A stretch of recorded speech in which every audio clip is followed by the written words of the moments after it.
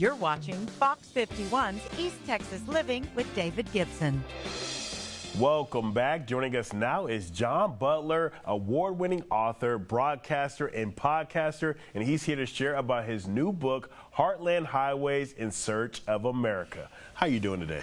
Doing good, David. Doing good. How are you doing? I'm doing awesome, man. I got to talk to you. So, your book is The Great American Road Trip. You traveled 33,321 miles across America. What sparked you to set out on such a long road trip across America? Well, good question. I didn't intend to go 33,321 miles. I originally was going to go just maybe a month or so, and I just kept going. I enjoyed it so much. It was really fun, and there's a lot of nice people out there. It's a beautiful country. It's not what you see necessarily on the news clips. Your book, Heartland Highways in Search of America, has won 2 national literary awards. So. Yeah.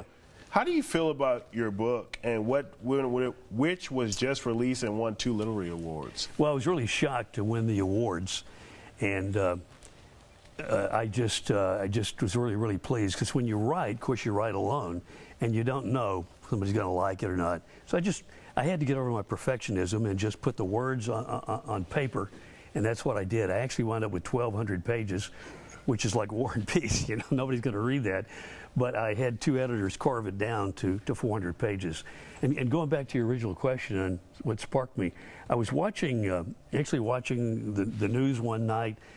My wife had died when the kids were young. I raised them. They were gone off to college and all that. And I was watching, and then of course doing what everybody does, is look at your phone, and the algorithms push up constantly stuff to incite you.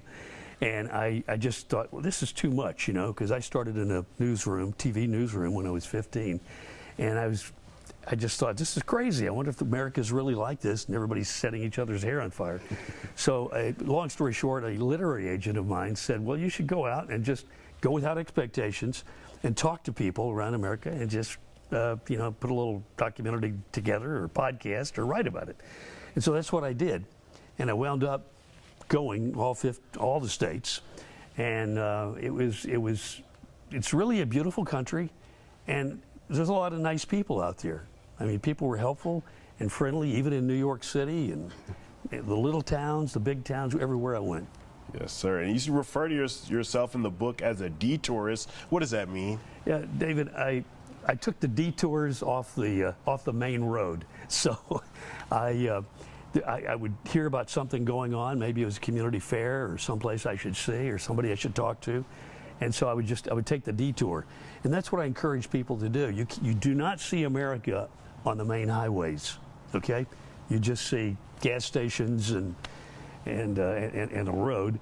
And so if you take the detours into the smaller towns and then the smaller roads, it's beautiful. It is really beautiful. And the small towns have the character that you're not going to see just on the highway. Yes, sir. And so, out of all the places you went, all the people you met, who kind of inspired you the most?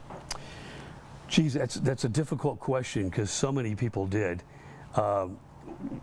Several people. The daughter of the sculptor who started the Crazy Horse Memorial, which is near Mount Rushmore, inspired me. She continued the work of her dad once he died, and the sculpture is still unfinished, and they're still working on it, her and her family.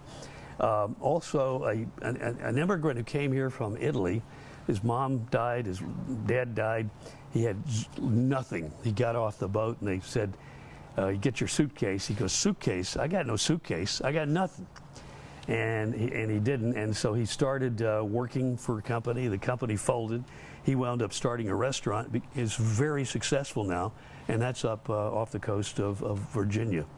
I met a young actress in Hollywood who lived in her car and sang and played at a little restaurant until she was discovered, and sang the opening song for La La Land, and is now doing very well in Hollywood. So just a wide variety. I spent a little time with the Hopi tribe in Arizona. That was fascinating. Yes, sir. Yeah. Well, thank you so much for coming in and sharing all about this book.